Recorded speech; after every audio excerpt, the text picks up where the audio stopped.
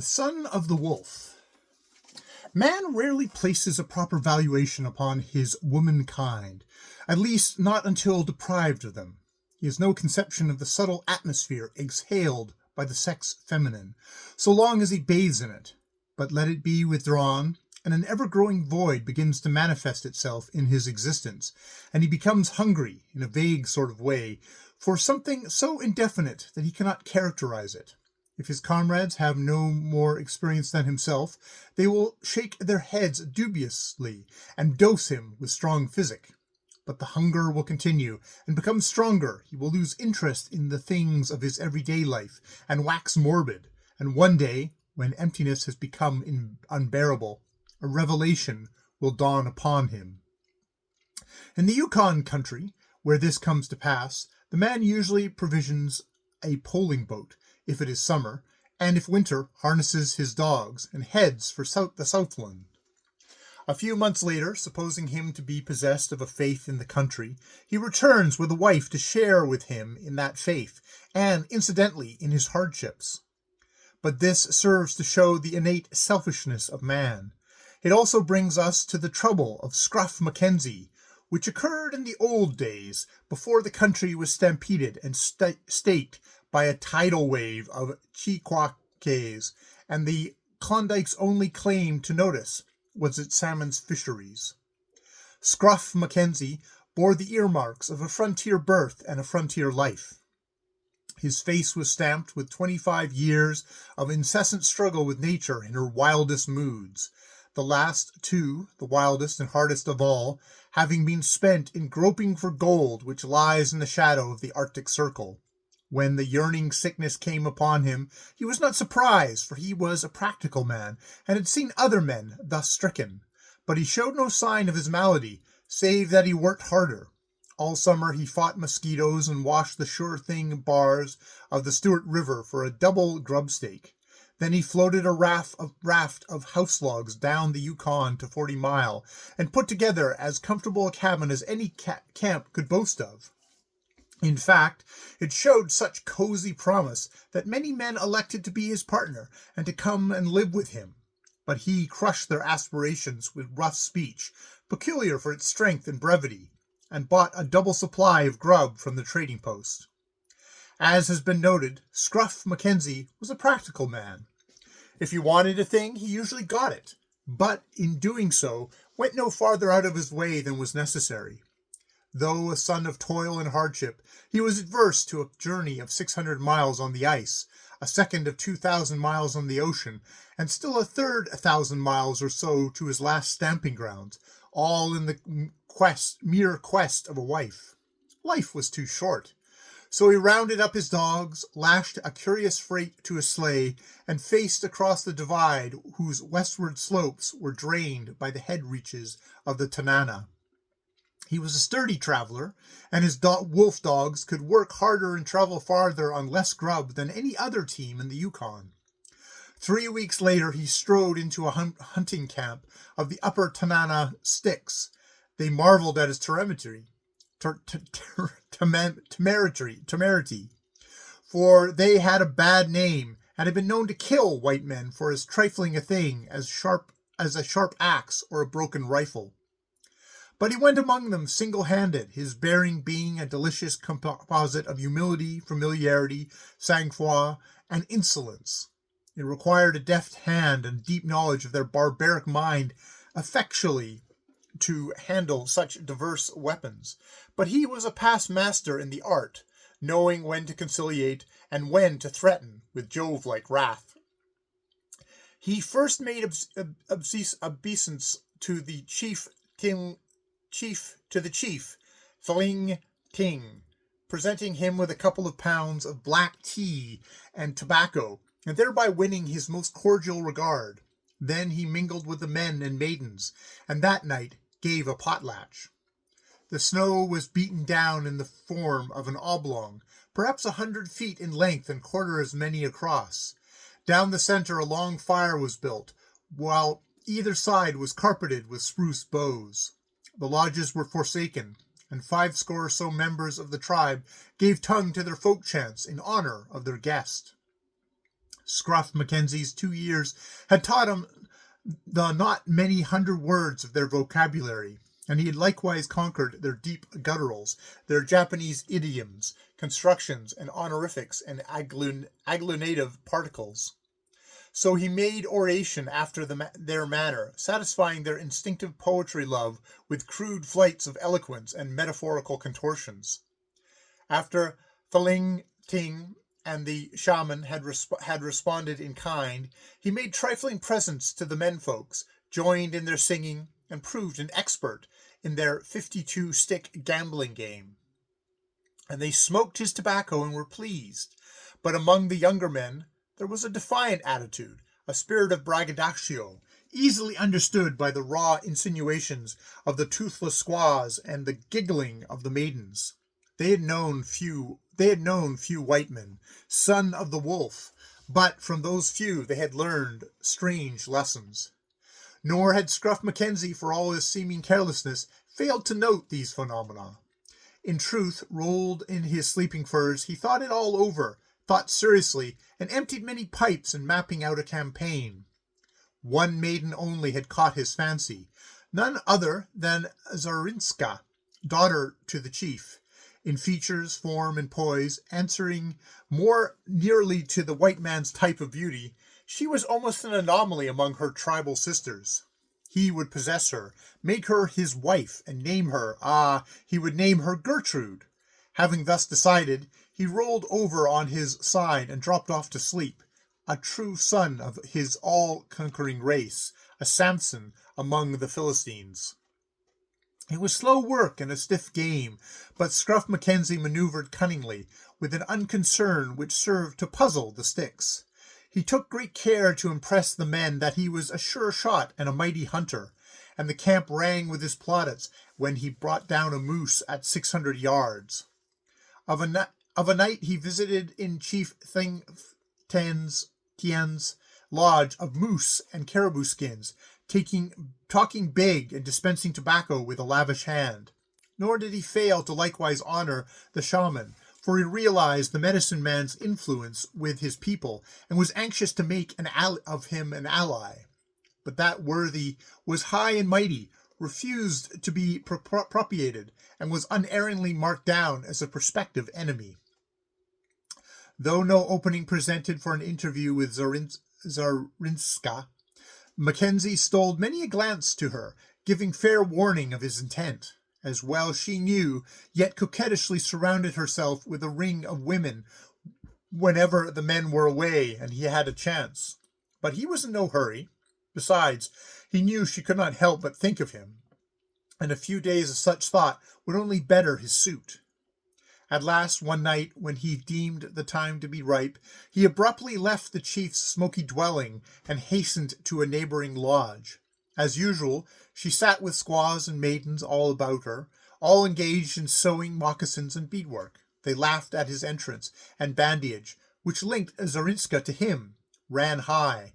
But one after the other, they were unceremoniously bundled into the outer snow, whence they hurried to spread the tale through all the camp. His cause was well pleaded in her tongue, for she did not know his, and at the end of 2 hours he rose to go. So, Zarinska, will you come to the white man's lodge? Good. I go now to have a talk with thy father, for he may be not so minded, and I will give him many tokens, but he must not ask too much. If he say no, good.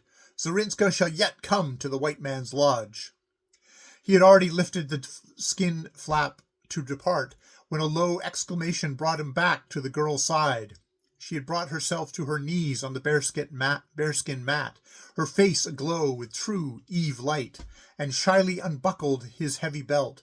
He looked down, perplexed, suspicious, his ears alert for the slightest sound without. But her next move disarmed his doubt, and he smiled with pleasure. She took from her sewing bag a moose-hide sheath, brave with bright beadwork, fantastically designed. She drew his great hunting knife, gazed reverently along the keen edge, half tempted to try it with her thumb, and shot it into place in its new home. Then she slipped the sheath along the belt to its customary resting place, just above the hip. For all the world, it was like a scene of olden time, a lady and her knight.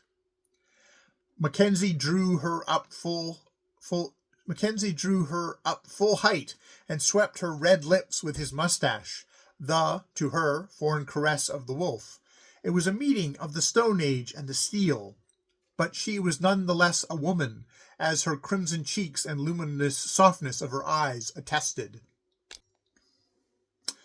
There was a thrill of excitement in the air as Scruff Mackenzie, a bundle bulky under his arm, threw open the flap of Thing Tien's tent. Children were running about in the open, dragging dry wood to the scene of the potlatch. A babble of women's voices was growing in intensity. The young men were consulting in sullen groups, while from the shaman's lodge rose the eerie sounds of incantation. The chief was alone with his blear-eyed wife, but a glance sufficed to tell Mackenzie that the news was already told. So he plunged at once into the business, shifting the beaded sheath prominently to the fore, as advertisement of the betrothal. O Thling Tanin, mighty chief of the Styx, and the land of Tanana, ruler of the salmon and the bear, the moose and the caribou, the white man is before thee with a great purpose.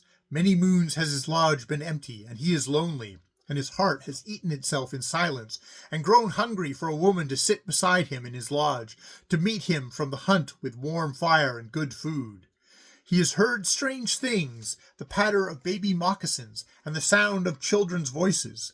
And one night a vision came upon him, and he beheld the raven, who is thy father, the great raven, who is the father of all the Styx. And the raven spake to the lonely white man, saying, Bind thou thy moccasins upon thee, and gird thy snowshoes on, and lash thy sled with food for many sleeps, and fine tokens for the chief, Thling Tenin.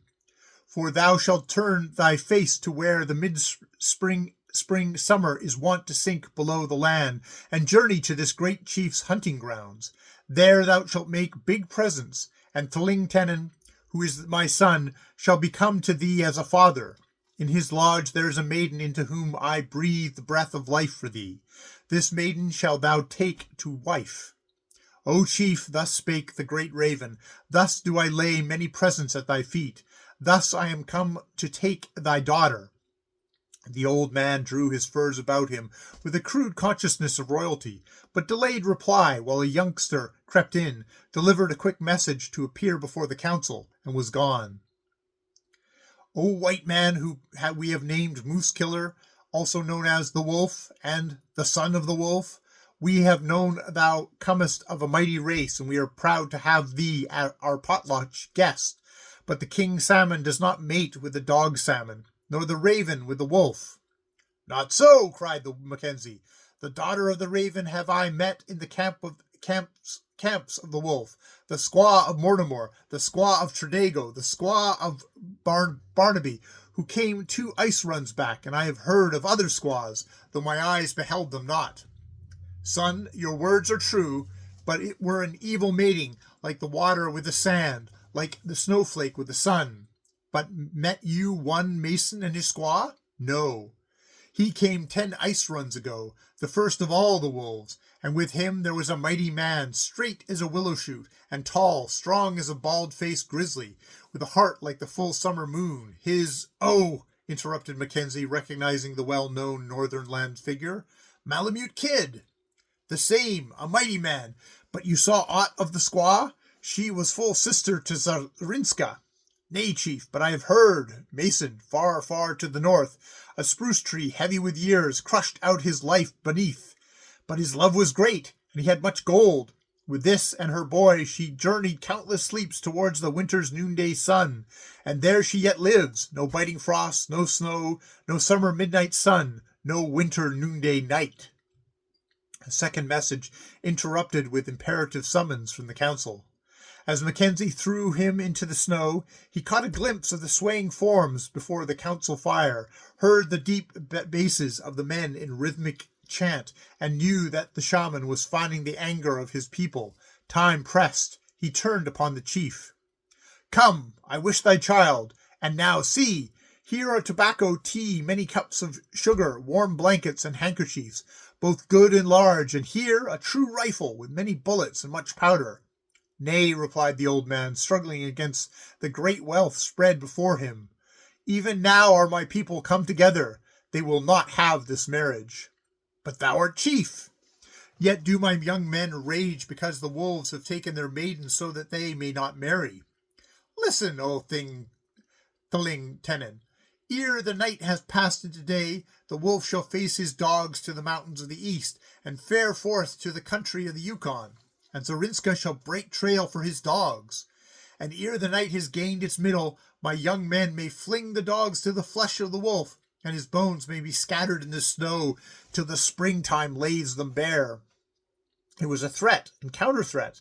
Mackenzie's bronze face flushed darkly. He raised his voice. The old squaw, who till now had sat an impassive spectator, made to creep by him for the door. The song of the men broke suddenly, and there was a hubbub of many voices as he whirled the old woman roughly to her couch. To her couch of skins. Again I cry, listen, O Thling Thenon. The wolf dies with teeth fast locked, and with him there shall sleep 10 of thy strongest men who are needed, for the hunting is not begun, and the fishing is not many moons away. And again, of what profit should I die? I know the customs of thy people. Thy share of my wealth shall be very small. Grant me thy child, and it shall all be thine. And yet again, my brothers will come, and they are many, and their maws are never filled. And the daughters of the raven shall bear children in the lodges of the wolf. My people are greater than thy people. It is destiny. Grant, and all this wealth is thine. Moccasins were crunching in the snow without. Mackenzie drew his rifle to cock, and loosened the twin colts in his belt. Grant, O chief, and yet will my people say no. Grant, and the wealth is thine. Then I shall deal with thy people after. The wolf will have it so. I will take his tokens, but I would warn him. Mackenzie passed over the goods, taking care to clog the rifle's ejector and capping the bargain with a kaleidoscopic silk kerchief. The shaman and half-dozen young braves entered, but he shouldered boldly among them and passed out. Pack! Was his laconic greeting to Zorinska as he passed her lodge and hurried to harness his dogs. A few minutes later he swept into the council at the head of the team, the woman by his side. He took his place at the upper end of the oblong, by the side of the chief. To his left, a step to the rear, he stationed Zorinska, her proper place. Besides, the time was ripe for mischief, and there was need to guard his back. On either side, the men crouched to the fire, their voices lifted in a folk chant out of the forgotten past, full of strange, halting cadences and haunting reoccurrences. It was not beautiful. Fearful may inadequately express it. At the lower end, under the eye of the shaman, danced half-score of women. Stern were his reproofs of those who did not wholly abandon themselves to the ecstasy of the rite. Half hidden in their heavy masses of raven hair, all disheveled and falling to their waists, they slowly swayed to and fro, their forms rippling to an ever-changing rhythm. It was a weird scene, an anachronism.